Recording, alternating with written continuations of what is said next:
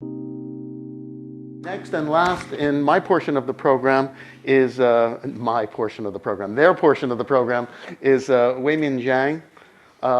Weimin is program director of the International Doc Film Workshop and associate professor of cinema.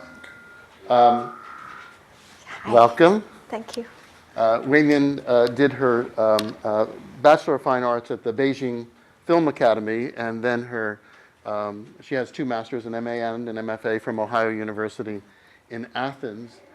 She's an award-winning filmmaker, one of what's called China's sixth generation of film artists. Since 1992, she's worked both in China and the United States on projects ranging from full-length documentaries to television drama series. Her filming of the San Francisco portion of the Olympic torch relay of 2008 was incorporated into an award-winning film, The Everlasting Flame, which is part of the permanent collection of the Olympic Museum in Switzerland. And I mention that because, of course, we've got an Olympics coming our way very, very shortly. We're going to take a look at a clip from this film about the Beijing Hutongs. If any of you have been to Beijing, I was there just last year and made a point of touring as a tourist through really, some of the few remaining Hutongs. You'll know what a vanishing piece of culture and architecture this is. So let's take a look at a clip from the film that's described here and in your program.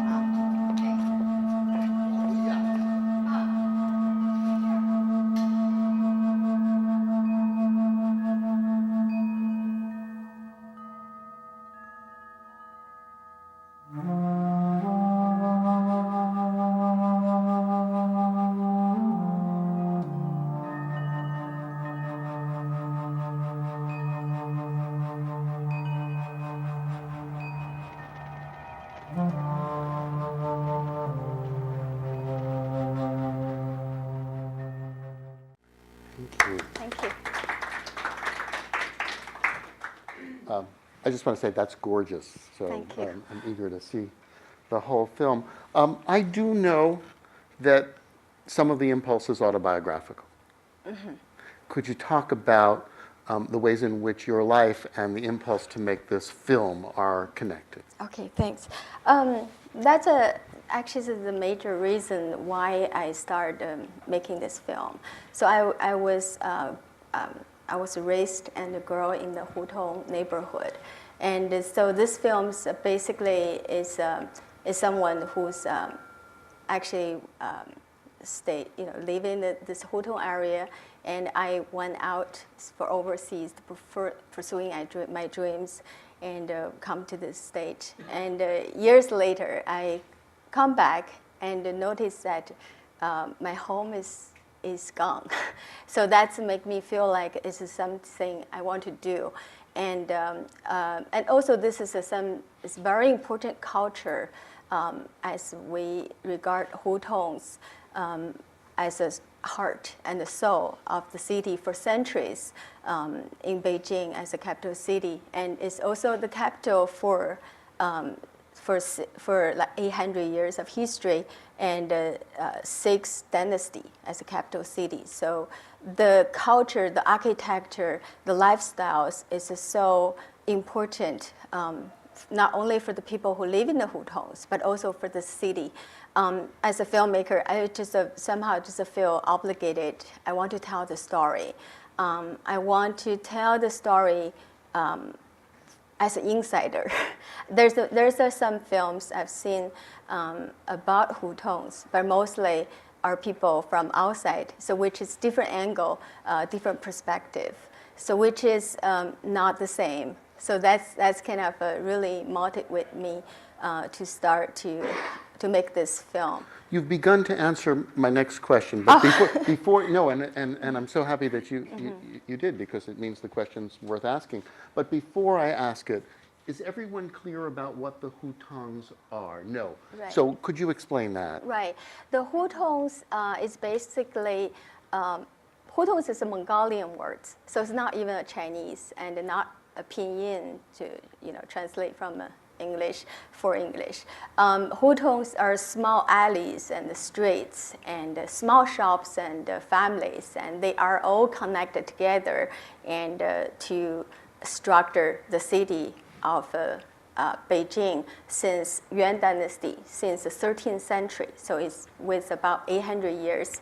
And the hutongs originally was built from the ground up. So before Yuan Dynasty, before Mongolian come to Beijing, there's literally nothing there.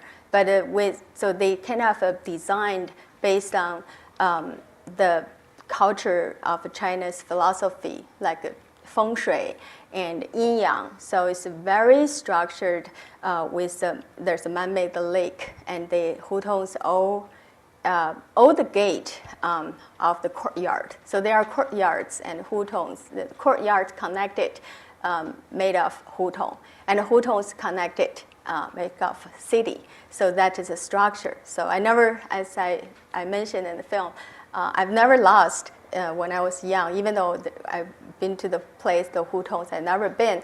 But I know they always kind of like a square, kind of like a checkerboard. For a visitor, they feel like a maze rather It's like than a maze. Yes, Yeah.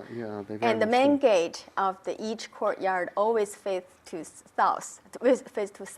So I never lost. So I just we always fascinated to play with the hutongs with the kids. So that's a really the great childhood I have had, and all of a sudden since mid-1990s, and because of the rapid modernization, economic boom of China, and it's gradually disappearing, and it's being replaced by high-rises, as you've seen.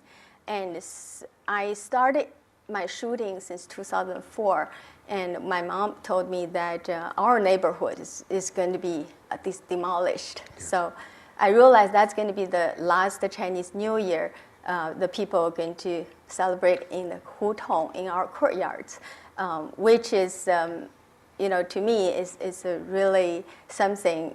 When people move to different places and nobody knows where they're going to move to, high-rises, apartments. I think Americans became most aware of the hutongs around the Olympics in Beijing, because we were reading about how many of them were coming down as part of the sprucing up of the city. Right. The question I was going to ask you, which I think you were leading me to, is about point of view and about where you as a documentarian, because much of your work has been as a documentarian, where you situate yourself. And you said, in this case, from the inside. Does that in some way compromise the form of a documentary? Does it cease to be documentation and become something more like memoir? For this film in particular, I think might be yes, because they have that personal perspective and angle. My primary background is cinematography, so that has come handy for me, especially for the beginning of the production stage. I literally just pick a camera and to shoot. So most of all the shots you've seen is I shoot by one woman crew, so there's no one there. So that's make me feel, I'm a part of the subject and part of what's going on surround me. And also the subject themselves feel so easy because I belong to here. So that's also gave me a very unique angle, allow me to shoot, inside. So as an insider. So I think that's also advantage part for that. And I think that's also made this, visually in that, the memoir or personal style. I'm fascinated by some of the issues that come up, thinking about what Peter presented as well as what you did. I'm just finishing supervision of a master's thesis in theater on Zora Neale Hurston's plays, and of course, as an anthropologist and a maker of narratives. She was criticized at Columbia for being an insider, but you don't have to wear that particular cap. Let's open this up for questions and comments. Anyone? Yeah. I'm curious to know if hutongs over the centuries, if they tended to organize along particular lines. For example, one particular courtyard being dominated by one particular family group or a particular skill group. That this is the weaver's hutong or that sort of. It's interesting, so along the history, since it's a long history, so the people who live in the courtyard has been evolving the different ways. And after Cultural Revolution, though, the courtyard used to be dominated by one family, but now shared by the multiple families. So I was grown in the multiple family courtyard. So that's the collective lifestyle, kind of make me feel we're in a bigger family, shared with the multiple family. We play with the kids, each other. And also the courtyard we have the central common area. So people playing inside, and also the kids going outside. So they play with the kids from different courtyard along the hutongs or multiple hutongs. So that is kind of the style, lifestyle. So yeah, not necessarily only became the private. So that's why I remember my childhood. The courtyard gate never seems need to be locked. We have time for one more question. Yes. Yeah, in going back to talk about the Olympics, I think there was an article referencing how the hutongs are now becoming gentrified.